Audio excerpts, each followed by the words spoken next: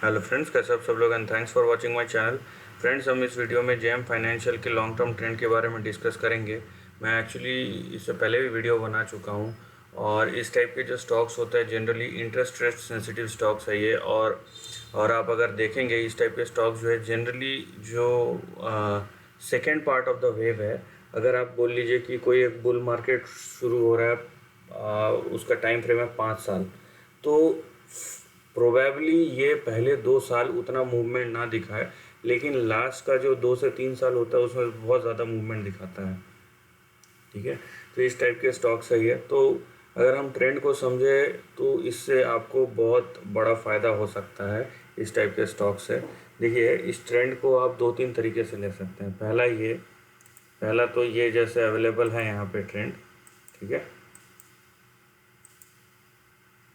पहला अगर आप इस ट्रेंड को देखें तो यहाँ पे है, उसके बाद ये एक वेव, फिर करेक्टिंग वेव, फिर ये यहाँ से ये ऊपर गया। राइट नाउ, इसी को अगर मैं ऐसा करूँ कि इसको अगर मैं फर्स्ट वेव मानता हूँ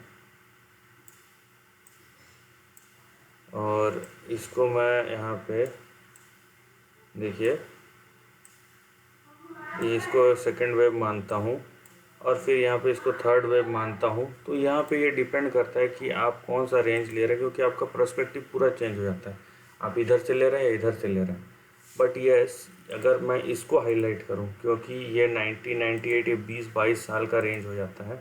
अगर मैं यहाँ से हाईलाइट करूँ तो देखिए यहाँ पे एक दिखता है, एक लॉन्ग टर्म आपको ट्रेंड दिखता है अपसाइड में, उसके बाद एक लंबा कंसोलिडेशन दिखता है। तो ये एक पॉजिटिव पैटर्न है, तो फिलहाल मैं इसके ऊपर ध्यान दूंगा। तो देखिए, अगर आपने 1998-99 में लिया होता, वहाँ से 2007 के हाईज तक इस स्टॉक ने यहाँ पे देखिए 2,42,000% का रिटर्न दिया है। ठीक है, और पिछले पिछले यहाँ पे 2007 13-14 साल से ये कंसोलिडेट कर रहा है। सो आपको लगेगा कि यार मैंने अगर 2007 से आप देख रहे हो तो यहाँ पे कोई रिटर्न ही नहीं मिला, लेकिन ये डिपेंड करता है आपका नज़रिया क्या है। ये बात वो नहीं बोलेगा जो 1998 1999 से लिया हुआ है, तब उस टाइम पे कुछ पैसों का था ये स्टॉक। उसके बाद जितना बड़ा हुआ और जिस तरीके का रिटर्न दिया कि 2.5 लाख% का, ये तो खाली रिटर्न है।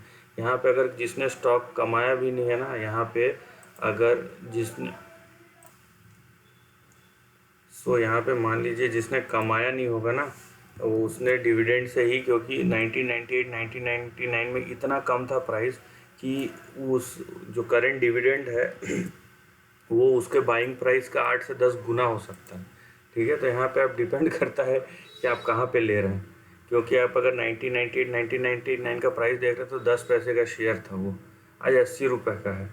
तो आप यहाँ पे समझ लीजिए कि आप यहाँ पे क्या और क्यों देख रहे हैं। राइट नाउ, इसको हम 2 तरीके से ले सकते हैं। पहला तो मैंने आपको बताया कि यहाँ पे आपको एक लॉन्ग टर्म अप ट्रेंड दिखता है, उसका कंसोलिडेशन दिखता है, तो पहले हम उसकी बात करेंगे। उसके बाद दूसरा जो मैं बताने वाला हूँ लॉन्ग टर्म ट्रेंड, उसके बारे में बात करेंगे। तो करंट जो कंसोलिडेशन है उसका सपोर्ट एंड रेजिस्टेंस समझ लीजिए। आपका इमीडिएट सपोर्ट है यहाँ पे 62 रुपये के आसपास। ठीक है, 62 के आसपास आपका इमीडिएट सपोर्ट है। उसके नीचे अगर आप स्टॉक गया तो यहाँ पे 17 रुपये और फिर यहाँ पे 12 रुपये आएगा। वहीं ऊपर की तरफ आप देखिए, आपका पहला रेजिस्टेंस आता है 126 और उसके बाद आएगा 196। तो ये आपका जब तक 196 क्रॉस नहीं हो जाता यहाँ पे एक लॉन्ग टर्म ट्रेंड शुरू नहीं होगा। ठीक है, तो ये तब तक इस रेंज के अंदर ही रहेगा और उसके सपोर्ट एंड रेजिस्टेंस आपको मैंने एक्सप्लेन कर दिया। नाउ सवाल ये है कि इसके बाद क्या। ठीक है, इसके बाद क्या, उस सवाल का हम जवाब ढूंढेंगे इसमें। सो उसके लिए मैं क्या करूँगा, थोड़ी देर के लिए मैं यहाँ पे लाइन चार्ट पे जाता हूँ। ठीक है, सो अगर हम यहाँ पे देखिए, बात यह है कि यहाँ पे मेरे को एक हाइपोथेटिकली ये मानना पड़ेगा कि ये जो लो है ये इसके नीचे नहीं जाएगा। ठीक है, प्राइस जो है इसके नीचे नहीं जाएगा। अब क्या ये पॉसिबल है? May be, may not be, क्योंकि यहाँ पे अगर मैं लाइन चार्ट के हिसाब से खींचता हूँ तो मेरा लो यहाँ पे आता है। इसका मतलब है स्टॉक को यहाँ पे 12 रुपये तक जाना पड़ेगा, लेकिन करंट मार्केट सिनारियो देख के वैसा होता नहीं है। ऐसा लगता नहीं है कि ये इतना नीचे जाएगा, क्योंकि वैल्यूएशन एनी हाउ बहुत डिप्रेस्ड है। पहली बात। दूसरी बात देखिए, ये अगर मैं इसको लाइन को नहीं भी खींचता हूँ तो ये स्टॉक है अपने higher end of the range में ट्रेड कर रहा है। तो जब तक ये, क्योंकि ये 62 का लेवल नहीं टूटेगा, 62 का लेवल टूट गया तो सीधा 17 पे ही आएगा, तब पता चल जाएगा। लेकिन जिस तरीके से यहाँ पे एक डबल बॉटम जैसा डब्लू जैसा पैटर्न बना रहा है, ऐसा लग रहा है कि ऊपर की तरफ जाएगा। इसीलिए हम क्या करेंगे, यहाँ पे मैं यहाँ पे मान के चलूँगा कि ये जो रेंज है यहाँ पे स्टॉक ये रुकेगा, ठीक है। ये लोअर एंड, ये आपका लॉन्ग टर्म सपोर्ट है और यहाँ पे स्टॉक रुकेगा। तो अगर ऐसी बात है यहाँ पे, तो देखिए कि आपका जो लॉन्ग टर्म टारगेट है वो कहाँ तक ले जा सकता है आपको, ठीक है। और देखिए इस टाइप के स्टॉक्स के टारगेट बहुत बड़े होते हैं, ठीक है। यहाँ पे ऐसा नहीं है कि मतलब आप सोच रहे हैं कि चलो भाई 100% 200% नहीं, स्टॉक के टारगेट बहुत बड़े हो सकते हैं। यहाँ पे ये डिपेंड करता है, क्योंकि ये सब stocks interest rate sensitive stocks है।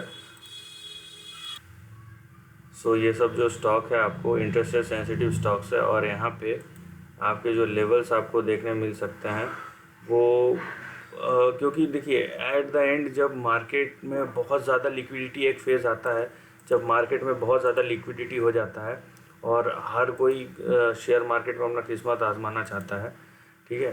अब 2017 में देखिए हर एक IPO आपको 100%, 200%, 500, 600% भी रिटर्न दिया है। तो ये सब अनयूजुअल है नॉर्मल टाइम में, राइट। तो 196 के ऊपर हमको क्या दिखता है, 196 के ऊपर हमको दिखता है रेंजेस, ठीक है। यहाँ पे देखिए 196 क्रॉस किया तो यहाँ पे दो रेंजेस की मैं बात करूँगा, तीसरे वाले की मैं इस पर बात नहीं जाऊँगा यहाँ पे, ठीक है। मेरे को जो रेंज दिखता है वो यहाँ पे ये दिखता है और उसमें भी प्रोबेबिलिटी है। मैं जो प्रोबेबिलिटी की बात करूँगा, क्योंकि इतने बड़े रेंजेस बोलना भी थोड़ा सा अटपटा है कि भाई क्या बात कर रहा है यार, यहाँ तक जा सकता है क्या। तो यहाँ पे जो आपको कन्वीनियंस दिखता है वो ये रेंज का दिखता है, मतलब 616 से 2500 के बीच का रेंज, ठीक है। तो हमको पता नहीं कि स्टॉक का मोमेंटम किस तरीके से रहेगा, इसीलिए ये जो रेजिस्टेंस है आपका यहाँ तक जा सकता है 616 से 2500 तक। अगर ये लाइन क्रॉस होता है, ठीक है, तब हम डिसाइड करेंगे। और ये मोमेंटम के ऊपर बेस है, ये लाइन अगर क्रॉस होता है तो नेक्स्ट आपका 1700 से 8000 तक का जा सकता है। लेकिन ये डिपेंड करता है स्टॉक के मोमेंटम पे, क्योंकि अगर स्टॉक अगर इस टाइप से सीधा ऐसा मूव करता है तब तो कहीं पे भी जा सकता है, ठीक है। लेकिन हम डिसिप्लिन में रहेंगे, क्योंकि स्टॉक जो है जितनी तेज़ी से ऊपर जाता है उतनी तेज़ी से नीचे भी आता है। तो क्योंकि शेयर प्राइस एक लीनियर फैशन में नहीं चलता, तो वो इस तरीके से कुछ चलेगा, इसीलिए 600 से 2500 के बीच का ये लाइन जो है ये आपका रेजिस्टेंस हो सकता है लॉन्ग टर्म, ये टारगेट लाइन। अगर मूवमेंट दिखा या मार्केट कंडीशन कंड्यूसिव दिखा उस टाइम पे तो हम इसकी बात करेंगे, ठीक है। ये खाली आपको मैं रिप्रेजेंटेशन के लिए और यहाँ पे एक इंडिकेशन के लिए बताया, लेकिन आपका जो फोकस होगा ये 600 से 2500 के बीच का होगा। सो आप देख सकते हैं कि कितना बड़ा रेंज आपके सामने अभी खड़ा है आने वाले टाइम पे, अगर ये 196 क्रॉस करता है तो। और जैसा कि हमने कहा, ये अगर अपने lower and of the range की तरफ है तो ये समझ लीजिए कि आप जो है यहाँ पे अराउंड नहीं तो भी 1100-1200% से लेके 3000-4000% तक का रैली एक्सपेक्ट कर रहे हैं। सो ये एक ऑलरेडी स्टार्ट है नए बुल मार्केट का। सो यहाँ पे हमारा काम रहता है कि नए बुल ट्रेंड को आइडेंटिफाई करना। So this is your next upcoming bull trend, जहाँ पे JM फाइनेंशियल में आपको, और ये मल्टीपल टाइम फ्रेम में बता रहा हूँ, एक बड़ा रैली आपको देखने मिल सकता है over a period of couple of years. So this is the end of the video दोस्तों। वीडियो पसंद आया तो लाइक और शेयर कीजिए, थॉट्स कमेंट सेक्शन में लिख के बताइए, और ऐसे ही नए कंटेंट के लिए चैनल को प्लीज़ सब्सक्राइब कीजिए। And lastly and most importantly, आप रेजिस्टेंस लेवल तो आप देखिए, जो टारगेट है वो तो अच्छी बात है, लेकिन सपोर्ट लेवल जहाँ पे मैं बताया हूँ उसका आप टॉप प्रायोरिटी दीजिए, अदरवाइज प्रॉब्लम हो सकता है। So take care of your family and friends.